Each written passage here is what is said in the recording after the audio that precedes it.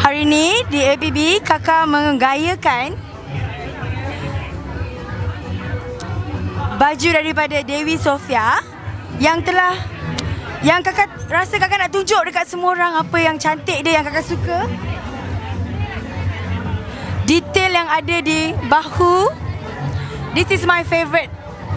Dia ada studded yang nampak garang, yang menggayakan.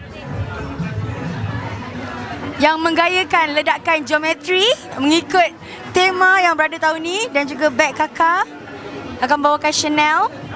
Dan juga kasut kakak ini daripada Sowinchi.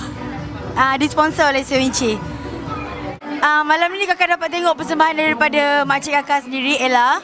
Sangat segar, sangat bertenaga. Dia tetap Ella seperti dulu yang kakak kenal, yang kakak memang rasa dia takkan berubah sampai bila-bila. Kakak respect Uteh. I mean Ella.